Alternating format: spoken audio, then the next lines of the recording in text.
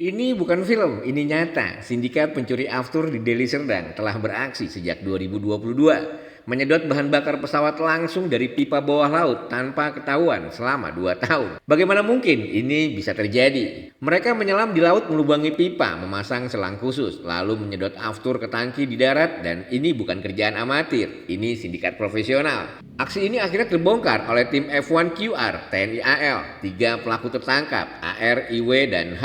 Yang mengejutkan salah satunya adalah pengelola objek wisata.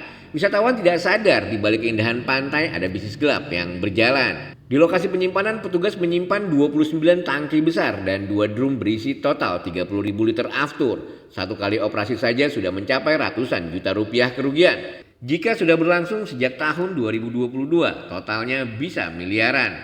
Yang jadi pertanyaan, bagaimana mungkin pencurian sebesar ini bisa terjadi tanpa ada yang curiga? Pertamina berdalih ada ambang batas penguapan bahan bakar yang menyebabkan kehilangan volume. Tapi anehnya sindikat ini tahu persis batas itu.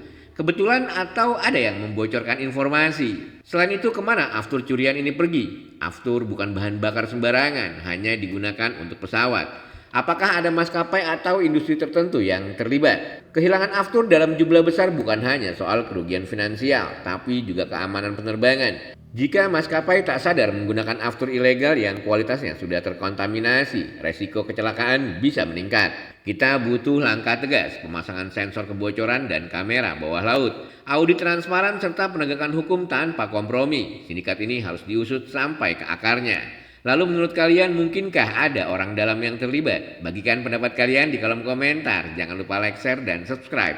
Agar kita bisa terus mengawal kasus ini bersama. Tetap kritis, tetap peduli. Ini bukan cuma soal bahan bakar. Ini soal keselamatan kita semua.